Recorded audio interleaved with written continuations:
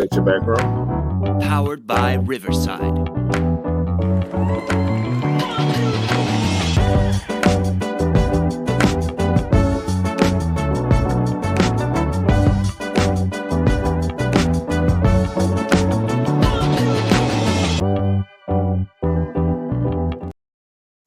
Yep. What's up, everybody? It's your boy GQ, and we here for another great episode. I'm here, joined by Boulevard, but today he's going to be considered the Vard. Yeah. For all you jabronis. I'm sorry. Wow. All right. Yeah, I'm here. I don't know what that was, but I'm here. Yeah. And I am the Bard. I am chaotic good and the monger of vices. If you don't know what monger is, go look it up because you might not be that bright. So today's going to be an interesting episode, Boulevard. Yes.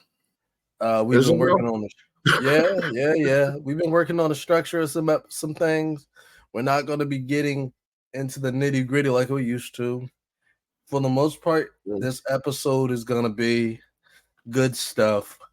We probably won't be yelling as much in this episode. So yeah, I mean, let's hope anyway. Yeah. So all right. So lead the way from here. All right, fine. I'll do it. Yeah, so apparently Robert Kraft announced yesterday, that the legendary number 12 of Tom Brady is being retired.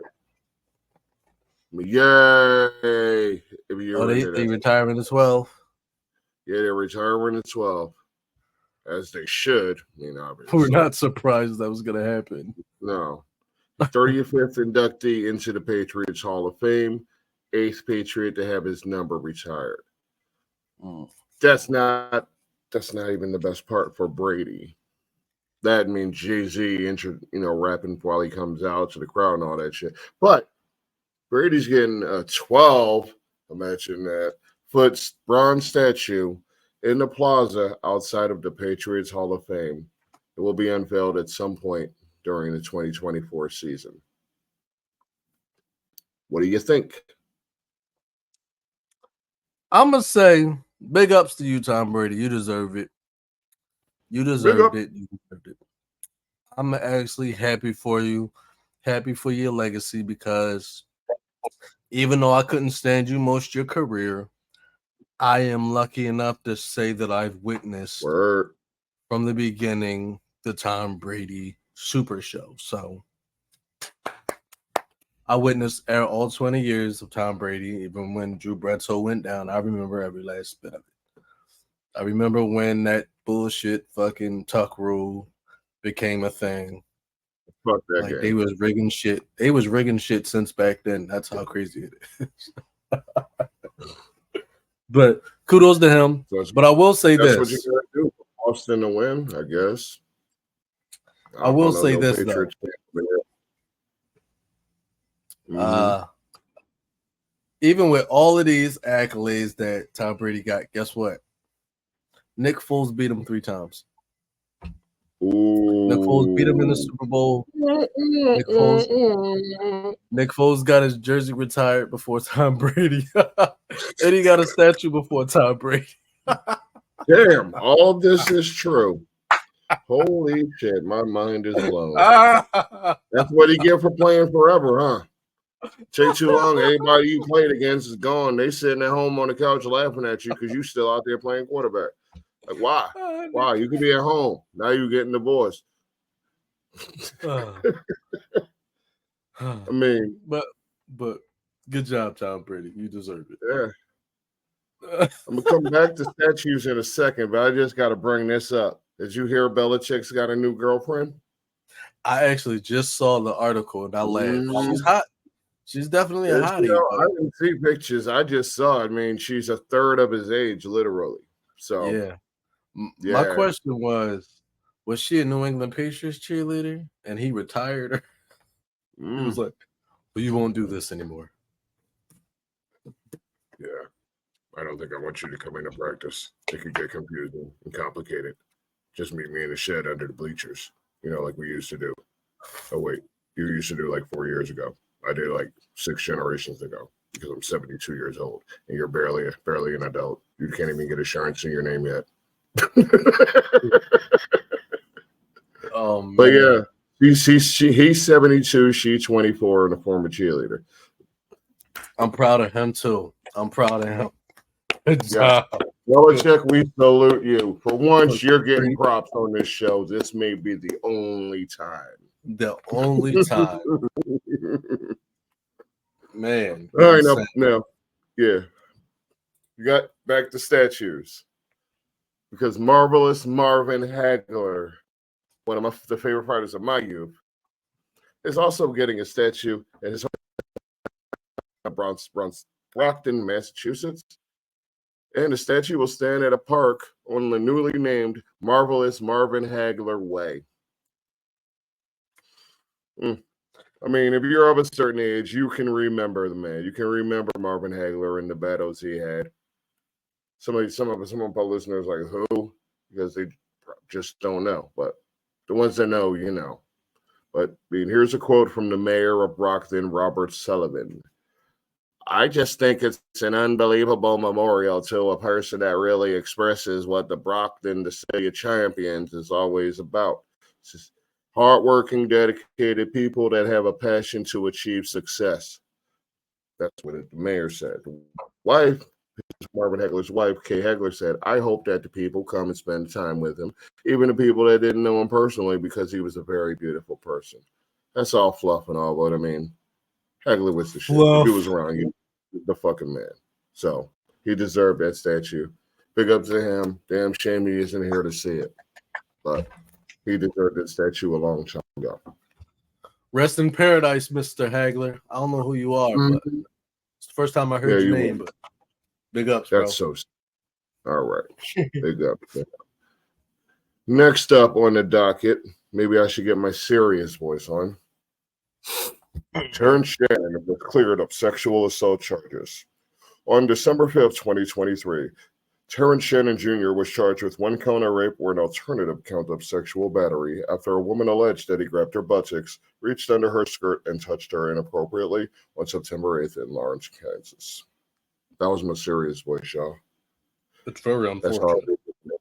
That's how I read the news. Boulevard, that's very unfortunate. It's very unfortunate. But yeah.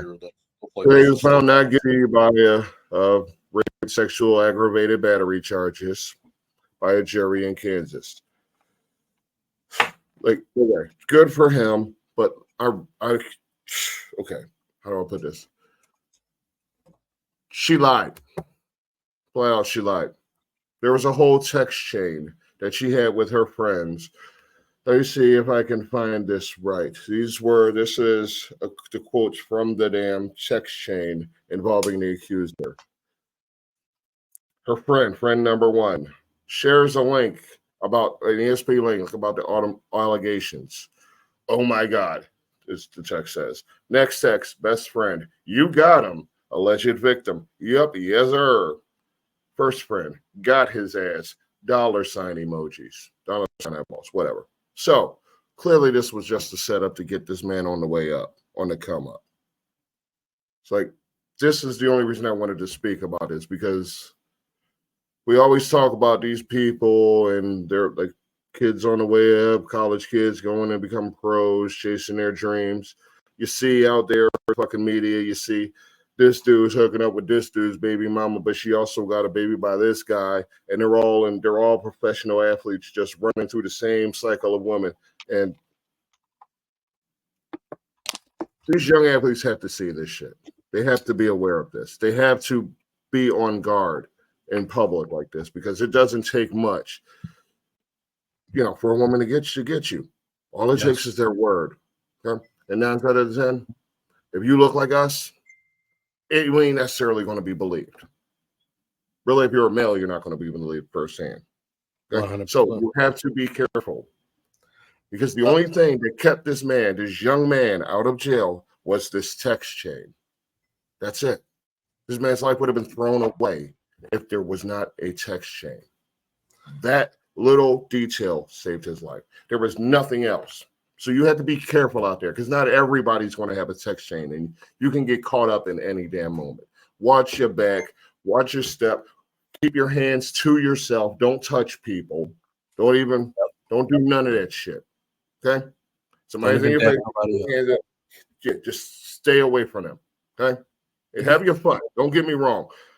Strap up. I mean, I'd almost say double strap up because they don't take it from them. Bring your own safety net. Don't fall for these tricks. Don't fall for these traps.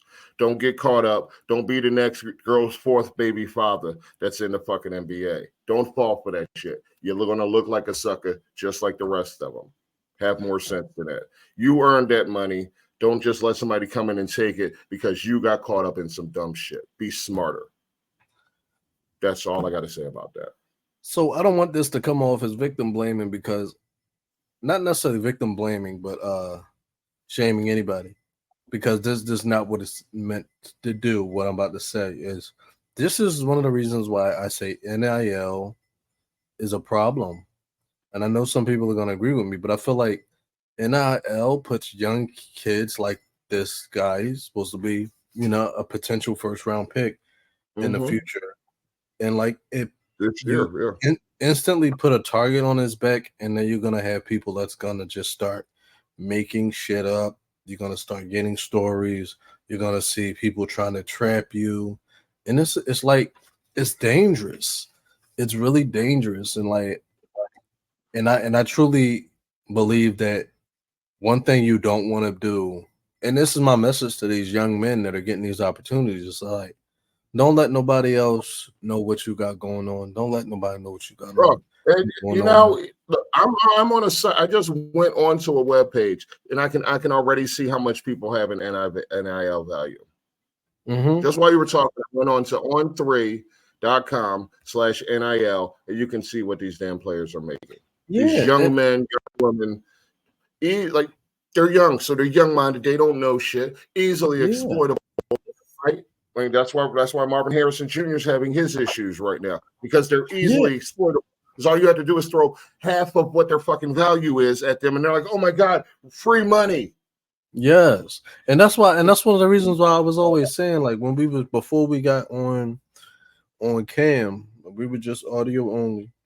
I used to always say, like, these kids need like proper mentors to try to steer them clear of these obstacles. And if there's when you get these NIL deals, it's like, I don't know if there's a rule against it, but like, report it to your tax, report it to the IRS, of course. But that's it. Nobody else needs to know. Nobody else needs to know what IRS knows how much we have. They just want us to tell them so they can fuck with us. Yeah, like keep that stuff to yourself. Don't let nobody know what you're doing. My dog going crazy right now because the family just pulled in. But like, don't tell nobody. Like, and these sites that's out here posting what people making on NIL, that's nobody's business. And that's just crazy that we can go in and look that up, because that's insane to me. We should not be able to do that. We should not be able to count these young people's pockets. And that's a problem to me, because I feel like doing that, you get in a situation where now these young people are targets for falsified claims and accusations. So I say, listen. Yep. Be careful. That's always going to be something I'm going to say to y'all. Be careful. Be careful. Right. Now allow me to flip this around. Fellas, Livy Dunn made $13 million. Use that information. Do with that what you will. Okay. Speaking of people's money, we're going to count some more pockets. It can work the other way around too, the fellas. So, we're going to count some more pockets, Junior. I think we're going to head to. Okay. I just think that's the name of the game. At least the first half of this episode definitely seems to be money themed. You got men getting accused of violations over money. You got bronze statues, probably worth some money. I don't know how much value bronze has, but then you got, of course, this guy, Sunshine, Trevor Lawrence, signed a 5-year, $275 million contract extension with $142 million full guarantee. That's Why? T-Law, right? That's T-Law? Trevor Lawrence, Jaguars, Sunshine. Man, listen. You're supposed to be the next big thing. This contract looks like the next big thing. It's insane to me. It's insane. I hate it. I can't stand this. How is this? How is it that people like these it's just getting so out of hand. Trevor Lawrence hasn't done anything to get this money. So why is it that I feel like the only person who deserved to get a contract, and I know this is gonna go against my team as well. The only person that deserved to get a contract extension like that was Patrick Mahomes, because he got his team to 3 Super Bowls already. He deserved the ring. He deserved the money. He deserved the ring. I don't understand these damn contracts. I mean, every contract is for a quarterback is this exorbitant amount, but don't you have to earn something? Yes. You just get re-signed because you have a modicum of talent. You have some semblance of being a starting NFL quarterback. So here's $50 million. What kind of world is that? I mean, it's they come and go. Yeah. I mean, you got these mid-tier quarterbacks, and that's what Trevor Lawrence is here. That's what Kirk Cousins is, making these ridiculous contracts that are getting paid more than the top-level QBs for the most part. I mean, but there's a few coming. There's a couple of contracts coming down the line. Dak and Tua for one, those two. I mean, I don't know what, does Dak get $60 million? Is there some world where Tua gets more than Trevor Lawrence got here? I mean, granted, Tua had more success than Sunshine has had, so he should probably get more. I mean, Dak's had a lot of success, so Dak should probably get more than Trevor Lawrence has for what he's done. What, 1 playoff win? 2 9-8 seasons the last 2 years. That's $55 million a year. That's $142 million guaranteed. And I want to clarify, I'm no fan of Trevor Lawrence. They had 2 years left. They had time. He still had an option year. He had this season and an option. They didn't even have to give him the money. They could have let him earn it. They could have let him earn it. Remember when contracts were one of those things that you're not to expect the contract till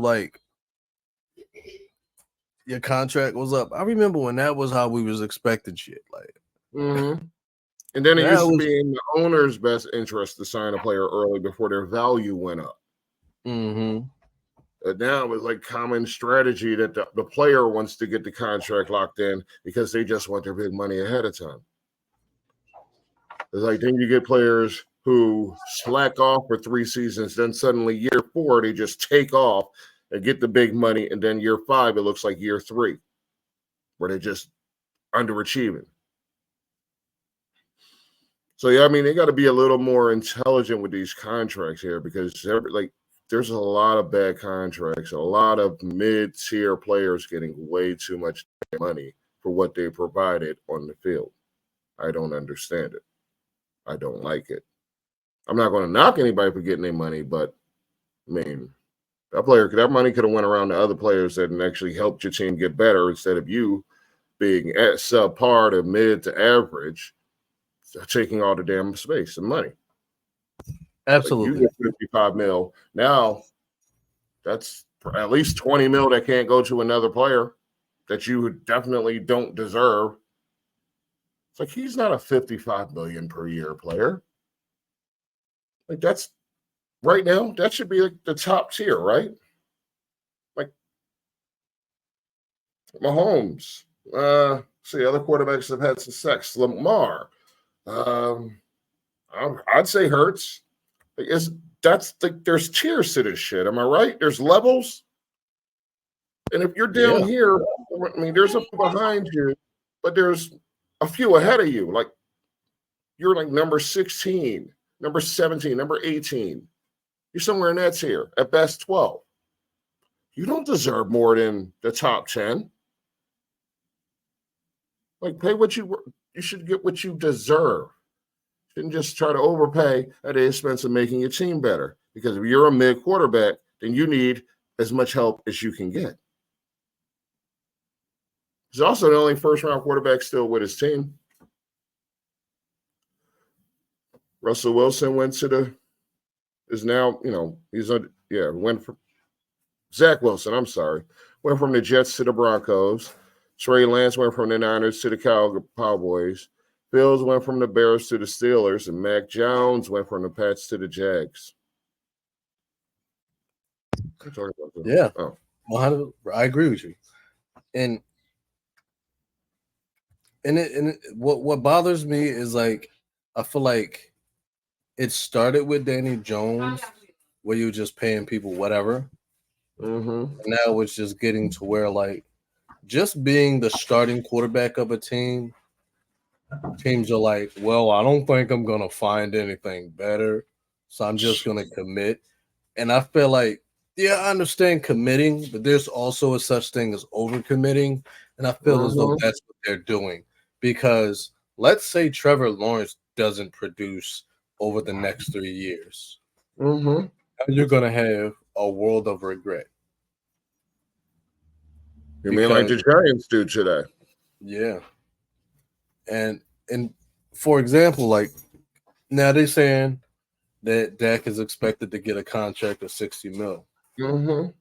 This is where the Dallas Cowboys become more and more that team that is unable to re-sign their stars. Now, what happened? Parsons and CD is re-signed. Yeah. So what happens? You give Dak the money, and now CD is like, all right, what you got for me? Exactly. Parsons like, what you got for me? And you have nothing. So now you're gonna have to go try to see if somebody else. And let me just say this: by the time that comes, when you gotta pay CD and you gotta pay Parsons, there's also gonna be other people that are gonna be like, "What about me?" Like, what's that? They just got somebody in the draft. They just got a few people in the draft. Right. Are they gonna start asking the same question? What do you got for me? Right. And that's where it says it's like. And like what you said, back in the day, teams were extending their good players before that value went up. Yeah. You do your best by committing, but not overcommitting. And I feel like they overcommitting because you see one player sees what somebody else is making, and they're like, I want that. Like what Devontae Smith said, one of the most something that every player in the NFL should take his mindset. He said, I'm not out here counting nobody else's pockets. I'm not worrying about what nobody else got. I'm just here to play football. I got what I got, and that's it. That's basically, I'm paraphrasing, but that's what he said. He's like, I got what I got. That's good enough for my family. I'm not looking for nothing else. I got the money I needed to get. Why am I looking at what anybody else is making? So I feel like more players need to embody that. I'm all for getting that money, but when getting that money is at the expense of your team, at some point, I'm the type of person, I'm like, if that money is just too much, I'm going to say, like, I don't want you on my team because paying you is going to hurt my team. Yo, that's how it's going to be when my contract goes up. I don't know. I don't think you're going to be able to afford me either. I'm a high-priced hoe.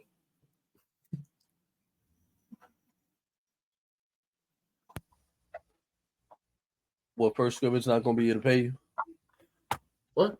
I'm going to own the company by that. I'm going to be like Vegan. I'm going to be like the girl from Clipped. Be outside of roller gate with a stupid mask on. Like,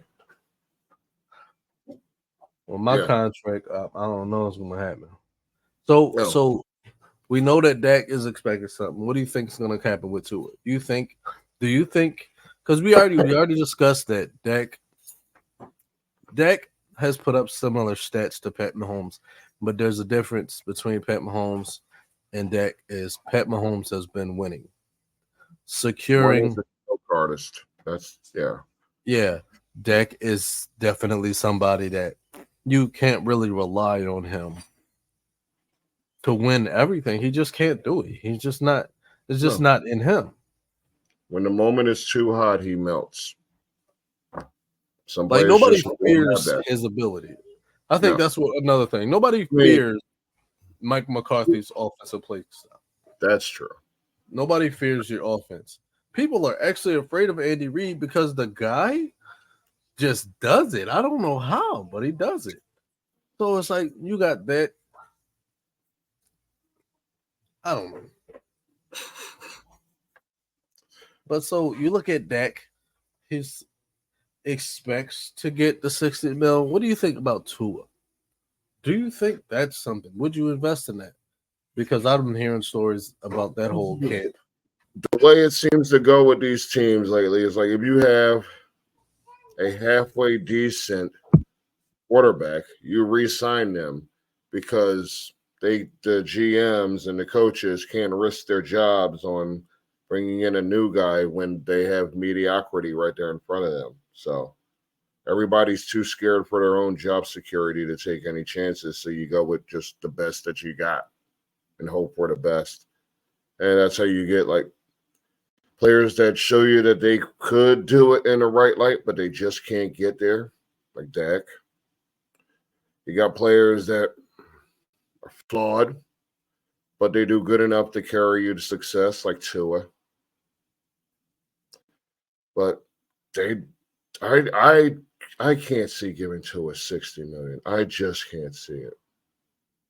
That's too high level, and it's obvious he's carried by the weapons around him. There's some skill, but that's probably the theme of his whole career. Even at Alabama, he had so much talent around him. You can't really see how much is him and how much is actually that receiving core, those running backs over there in Miami or in Alabama. So I don't know. I would do my damnedest not to. I'd probably do like the fucking what do you call it? Every year franchise. I'll probably franchise Tua and then franchise him again. And then at time try to find his replacement.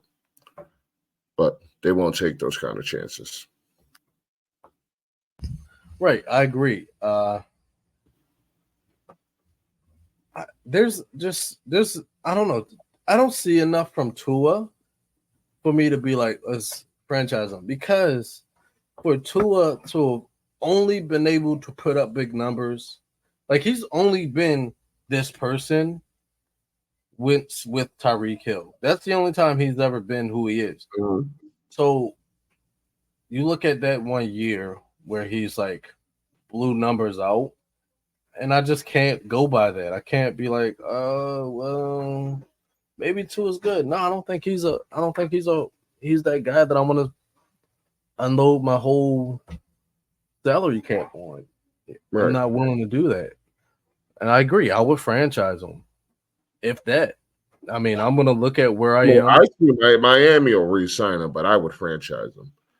Like pretty much all these mid quarterbacks. I mean, I definitely, they're not carrying me where I need to go, then they need to go. It's like, why settle for average? Why settle for 10 wins and a first round exit every year? Why do that to yourself? When you can find spots to improve, isn't that your job to improve the team? Yeah. Sometimes you have to take a step backwards to go take a step forwards. And what's the worst about all of this is that these teams are just sliding this money, throwing this money at these players, just throwing this money at these players. And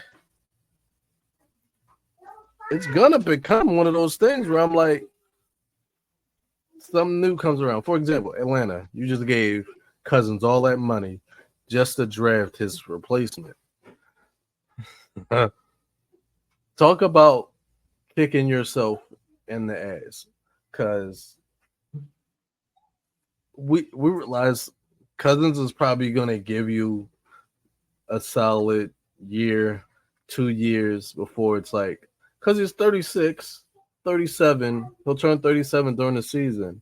Mm. And that's not, and then he's off an Achilles injury.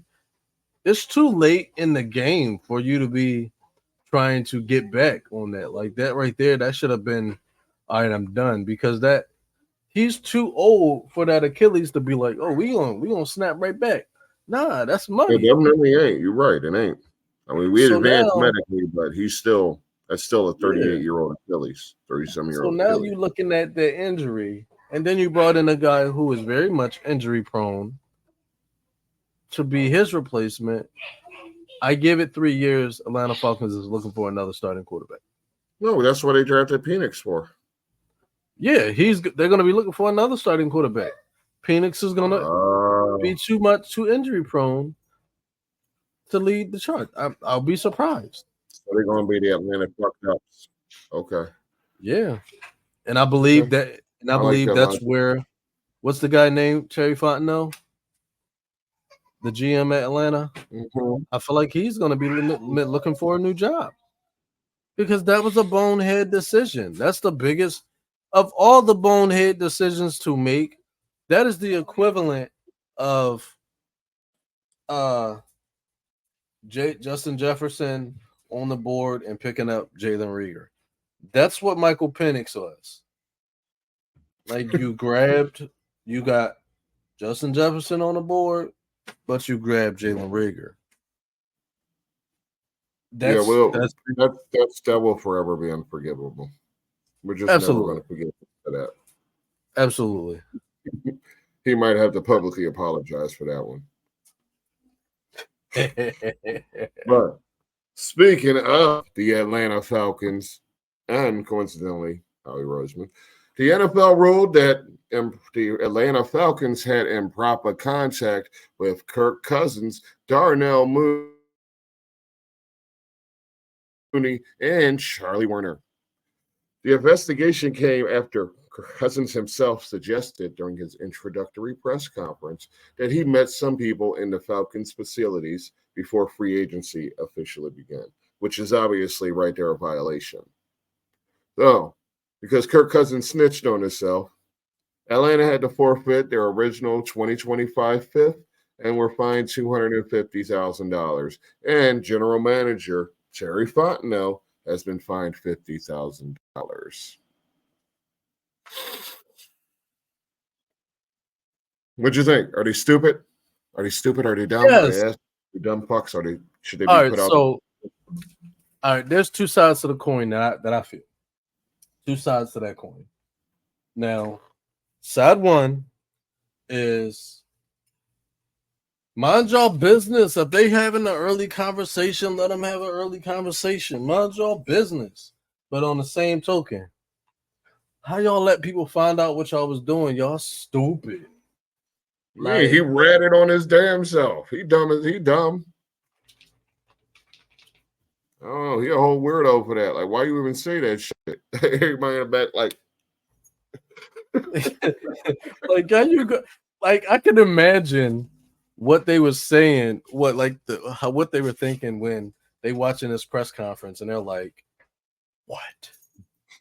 Like he says this at the press conference. What? Yeah, the first press conference meeting the fucking media with the new team.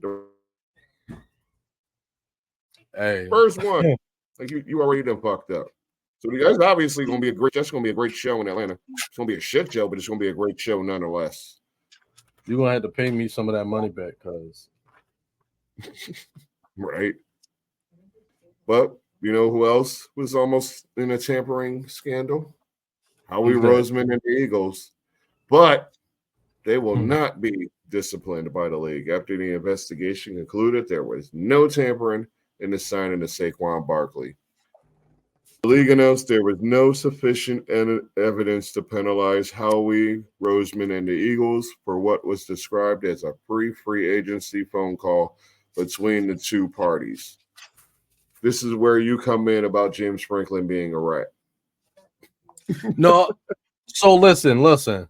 So probably calling him a rat is probably the good thing to say or the nice thing to say. However, that is not what I said when this came out. I tweeted. I can't find the tweet. I'm guessing Twitter removed it. or X removed my tweet, but I called James Franklin a bitch. I said James Franklin sound like a bitch. And to my credit, to his credit, or somebody's credit, he was wrong. He made a statement. And here's my thing. He made a statement. I don't know why he even thought it was a good idea to even say anything. Because All right. hold on, I'm gonna have my daughter come Mind here for a second. Come here, Jaleesa. Hold on. Because she's gonna tell We have a everybody guest to the show. the 3 most important words that I teach her in this house. Baby girl, what are the 3 most important words that I teach you? Mind your business. Say it a little louder. Mind your business. All right, go ahead. Facts. Yeah. Yep, So exactly. James Franklin, you are Penn State University's head football coach. Worry about Penn State University football. Stay out of grown folks' business. You coach little kids, children, students. You coach them. Stop worrying about these grown-ass men playing football. Just a few years ago, they couldn't even make money. Mind your business. Stop worrying about somebody else's money. You just mad Saquon probably making more than you are. You fuck. That's why I called him a bitch. Because that's some bitch-ass shit to do. How you gonna get mad because one of your former players is getting a bag and you want to try to ruin that? Because wow, you don't like the Eagles. You from Lansdowne. What you a Steelers fan? Like, come on now. You from Lansdowne. You're supposed to be all for this. You went to East Strawberry, played football. You played quarterback at East Strawberry, whatever. Damn. My cousin went there. Like, come on now. You gonna be a whole bitch and try to destroy you and talk down on the team? You trying to get us in trouble? What type of shit is that? You a bitch for that. And I had, like, for the rest of my life, I hope you're fired in a few years because that's some bitch ass shit to do. Like, you will never. That's why your ass only lasted 1 year in the NFL and you never went back. You coached 1 year. You coached receivers, and the receivers totaled like 1,800 yards that year. The receivers had 1,800 total yards as a core. Yeah, you're garbage. You're a garbage coach, and that's why you just stuck coaching little kids for the rest of your goddamn coaching career because you're garbage. Get out of my face. You want to try to talk trash? It's supposed to be a good episode, but you ruin somebody's career because you was mad. You want to try to get somebody in trouble because what, you became a Giants fan? Like, I don't care. Stay out of people's pockets. Freaking noodle. Yeah, that's why you mad. That's why you ain't say nothing. You ain't make a comment when the evidence, when the ruling came out that the Eagles didn't tamper. You ain't had nothing to say. You was talking all that before just to get them investigated. But now that investigated came out that if the Eagles didn't tamper, now what you got to say? Nothing, because you a liar. Your credibility from now on is garbage. You can't say nothing for the rest of your goddamn life. Don't say nothing. Stay out the press conference. Media, they're gonna be right on your ass. You better hope that they don't say nothing to you. Better hope they keep it about football when that day comes. You'll never be a NFL coach. Woo. That was beautiful. That was beautiful. Got me all angry. I couldn't have done that rant any better. All right. Now, my next question, or first question, is Howie Roseman a genius? Now, I say that I know it's an easy question, but I say this because the core of the offense Hurts, Barkley, the 2 receivers, Smith and Brown, Goddard, the line is pretty locked in for a few years. I mean, 2026, 2027. I mean, you look around the league, you see all these other teams struggling to sign their players. You see Reddick hasn't even showed up to camp. All these players wanting their money. Aaron Rodgers just doing whatever the fuck Aaron Rodgers do, just doing Aaron Rodgers shit. But that's Aaron Rodgers saying a contract thing. But Cooper, you got Diggs, you got T. Higgins, Brandon Ayuk wants his money, CD Lamb deserves his money. And like Hassan Reddick wants money. Is Howie a genius? Because all these other teams are having trouble, but he did it. And I'm always against Howie. Like, I'm always the other shoulder when it comes to Howie Roseman. I like, yeah, the more negative side.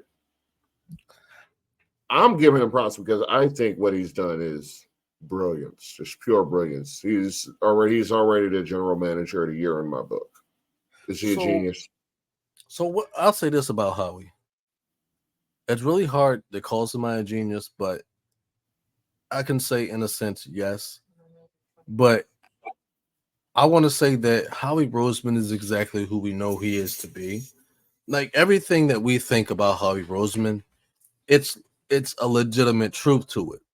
Because as a evaluator of talent, Howie Roseman is probably not that good of a guy. He's probably not that good at evaluating, especially in certain positions. However, true.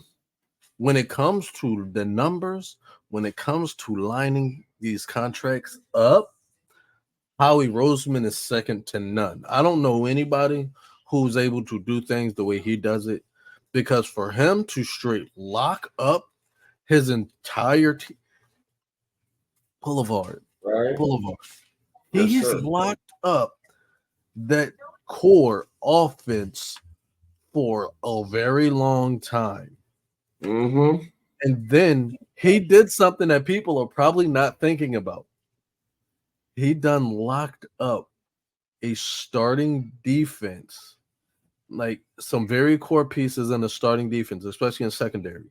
All right, let's just think from a young perspective. All right, at safety, you got Reed Blankenship, 25. Mm-hmm. Well, I think, 25 years old this year.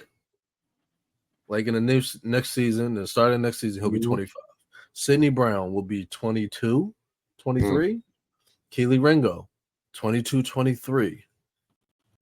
Quinyon Mitchell, 21, 22. Cooper DeJohn, 22, 23. Those, I feel like that's going to be a solid, they can start. That could be a starting secondary, but you still have Slay, you still have Isaiah, and mind you, Isaiah Rodgers is only 25. And he's shining in camp. Yeah. So I say to the credit where it's like Howie may not be very good at evaluating talent, but he has a very good idea of like what he needs to do. Because I'll admit that he knows he can't just go out there and just draft. He's not always a good drafter, but he's smart enough to know when somebody falls in his lap. For the most part, he made that mistake with Jalen Reagor, and I promise you, he's like, I don't never want to make that mistake again, because he tried to be cute and went after Jalen Reagor. He tried to be cute. Justin Jefferson laughed at him. But is he a genius? He's pretty close to it, because the way he runs the organization is like, this is what I aspire to be as a general manager. Because you don't see that anywhere else. It's just like the way he's able to he locked it up, at least for the next 4 years. Unless people retire, for the next 4 years, you got a solid team. I mean, you would think. I mean, some of these young players have to pan out and actually look good, but it's brighter than it's been. Yeah, for the next 4, if they can't make it back to the Super Bowl in the next 4 years, which I'll tell you this right now, I think they'll probably get back within the next 2. They should. If you look at them on paper, they should. Definitely. Yeah. They're probably the best overall roster in the NFC, them or San Francisco. I agree. So, yeah. So, yeah. On paper, it should come down to those 2 teams in NFC this season and maybe next.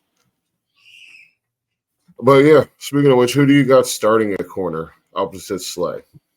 Opposite Slay? I think it'll be Quinyon Mitchell. But I think it'll be a combination of Isaiah Rodgers and Quinyon Mitchell. I think Rodgers will probably get the nod because Bradbury's injured. They were supposed to be moving him to safety. He got injured. Not sure what the injury is for him. So he's not even in the running. He'll probably not even make the final roster. They'll probably get like that waiver and give him the nice little settlement. Let him keep it pushing. Wait, which one is this?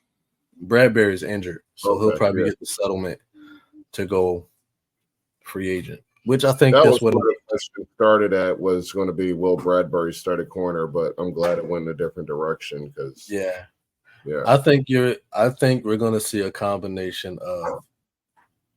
You're going to see a lot of Ringo, Rogers, Mitchell, and DeJean. I think you'll see a lot of DeJean and Mitchell. And mind you, we haven't even talked about Vontae Maddox. I feel like he's not going to make the team either. But I think He'll you're going make to the see a team. lot of. You just be out there just whenever. I think we'll see a lot of DeJean in the slot, and he'll be a lot. A lot of that you'll see a lot of slot where you see Blankenship and Brown at safety and CJ, GJ, GJ, 3J moving up and playing some slot. And that's a nice little squad you got there. Because you can pretty much Mm-hmm. you can put out eight DBs and be good. Hopefully, it just never put come to that, but I mean, it's good to have Just depth put like 3B that. linemen out there. Hmm. They can do it. They can do it. They don't got to, but they can do it. And I feel like that's something that Eagles haven't had in a long time. A solid. Right.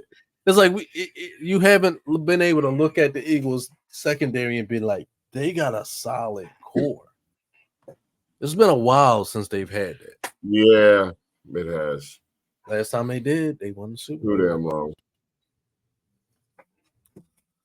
All So, right, let me ask you this one: is the Eagles slot receiver on the roster? yes. And I'll Who is say right now it's John Ross. John Ross. Right now it's You John say Ross. so. Yep. They signed him officially. He got a contract. He on paper now. He's not just a camp receiver. He made himself known. However, I think the guy that I think will beat us, I think the guy that he's got to worry about is Anis Smith. The rookie, yeah. Yeah, the rookie. They drafted him for a reason. I think he's the person he's gonna have to worry about. I mean, Ross is gonna do the same thing Quez Watkins was, the same thing that Olamide Zacchaeus was. Holy shit, I said his name right. That's You're good. crazy. You said it right.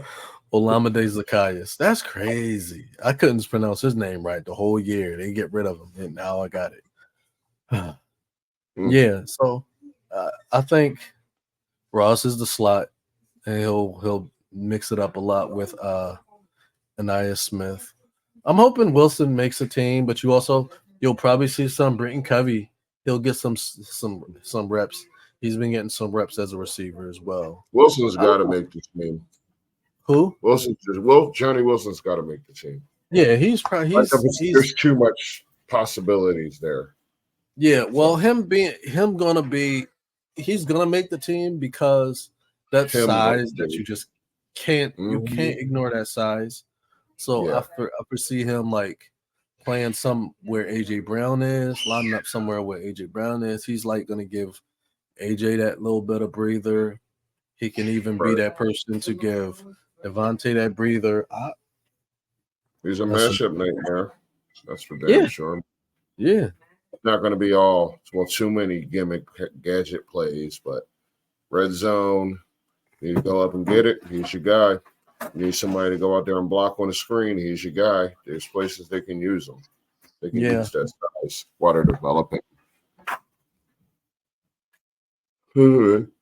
My next question is Mekhi Becton, the starting guard.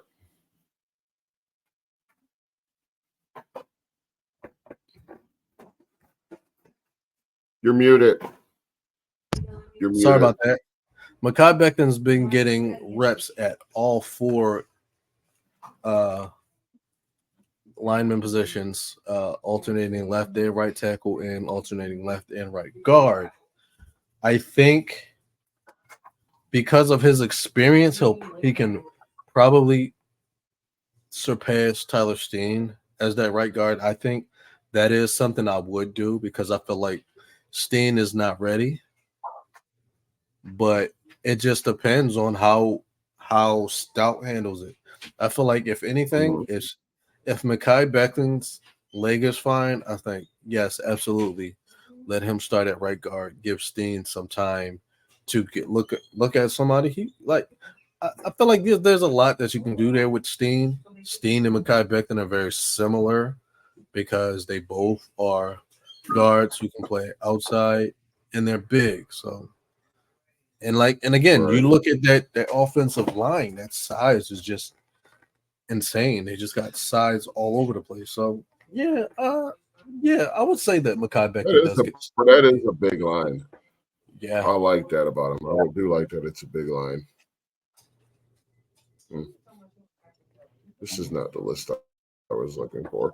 Okay, but I was going to say, due to my next question and what might be my final question. Okay. Do the Eagles need another running back? Do they need to go out in the free agency and sign another running back? Actually, yes. I think they need somebody. I think they need a runner, and I've been saying this for a while now. I think Philadelphia should, and I would do this. I would give up a second rounder for Tyler Algier in Atlanta. I like that. I think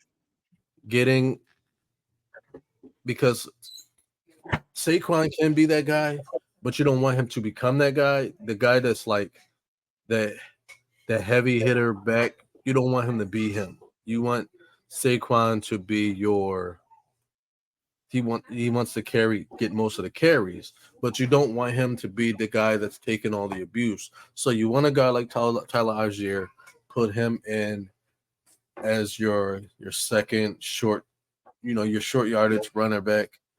And that's something they haven't had since LeGarrette Blount. I think, they should go out and get another running back because I feel like you're hurting yourself if you don't. Because I'm not confident in Kenny Gainwell unless you want to say. Well, right now, from what I saw, that Will Shipley is ahead of Gainwell on the depth chart. That can change, but they're saying that Will Shipley is ahead of Gainwell, but I don't feel like Will Shipley is a bruiser, and I think that's something that you always gonna need. Yeah, I feel like you need a bruiser. You need a bruiser. I'm a big fan of that. There are bruisers. Huh? I mean, you got Damian Harris. I went to Spot Track, looked at the free agents at running back. It's got Damian Harris, Cam Akers, Matt Breida, Kareem Hunt, Latavius Murray, Jerick McKinnon, Marlon Mack, Josh Kelly, Lynn Bowden, Eno Benjamin, and Deion Jackson. So who you taking to do that, to make that move? I don't see the only person on that list that has the size that I would say go get it's Hunt. But my thing with Hunt is I feel like Hunt's going to come with a bigger price tag. But with what Howie likes to do during that middle of the year, he likes to trade people. He likes to give people up at that trade deadline. Kareem Hunt might be a good pickup because that's trade bait. We talk about it all the time. When we played Madden, trade bait is very good to have. May not be starting, but once that trade deadline hit, you got trade bait. Somebody's in running back's going to go down. They're going to be looking for somebody to come and spell them. There you go. Saw it happen in Baltimore. They had to go out and get another guy. All right. I know he doesn't have the most size. Like, he's not the biggest back. Yeah. But he's still young. And he doesn't have as much mileage because he's been kind of injured over his career. Cam Akers. Yeah. Why not? Why not Cam Akers? He's around 215, 220. He could be a nice. He could be a nice change of pace. He could be a nice change of pace. Yeah. But somebody that can do what Saquon does. Why not? Yeah, why not? I agree with you. However, I still think that that's what you got Shipley for. And didn't they get 2 running backs in the draft? I might be. If they did, it's low round dude who may not make the roster. Yeah, he may not make the roster. Probably pick somebody else. Yeah. Yeah, I agree with you. And Latavius is out. They old. They too old to be in the league anymore. Yeah. 32, 34. Reed is about to hit 30, or I would have said him. But I like the just Akers. Just Cam Akers could be 20. that guy. So yeah, with 2 years in the league, not all the wear and tear. I mean, I'd at least bring him into camp. Yeah, I agree. All right. Well, I think that was my last question. That was your last question. One more last thing before we close. Yeah. The voice of the Philadelphia Eagles, the Hall of Famer, Merrill Reese. He's an Eagles Hall of Famer, but he got the call from Canton. He said he was driving down the road and he got a call. He saw on his dashboard, it said Canton, Ohio. And of course, anybody in the NFL, affiliated with the NFL, involved with the NFL at all, you know, when you see that number, that Canton, Ohio, pop up on your phone, there's only but one reason. And Merrill Reese was given, I can't remember the name, I had it written down. Boo on me. The 2024 Pete Rozelle Radio Television Award. And that was a great honor. He said as he was driving down the road when they called him and told him, he said he had to pull over because he was crying. He said he excited that he had got the honor to be immortalized as a Philadelphia Eagle for his life. You know, he was wearing his golden Philadelphia Eagles chain. And if anybody try to rob Merrill Reese, I'm going to run up on you. Don't go near my old man. I mean, nobody don't do that. Nobody don't mess with him. He's a national institution. And so he's now going to be immortalized by the NFL with that award. So, like I said, we're going to try to make this a good episode, but James Franklin pissed me off. Other than that, Boulevard. Doesn't he always piss you off? You got beef with that man. Yeah, me and him going to have to fight. When I become a GM in the NFL, I'm gonna interview James Franklin for a head coaching position just so I can tell him to get the hell out. I'm gonna hire somebody, then bring him in for an interview just to tell him I hired him already. Anyway, I'd pay to see that.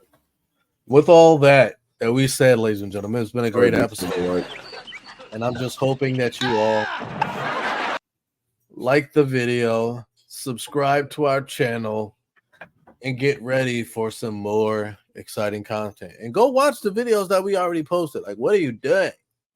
Anyway, Boulevard.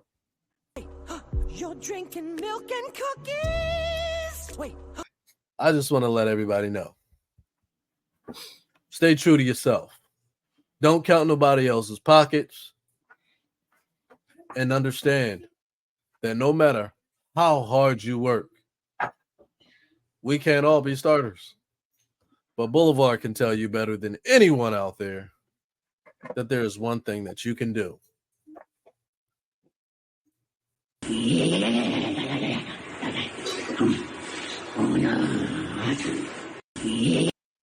Hit the bench.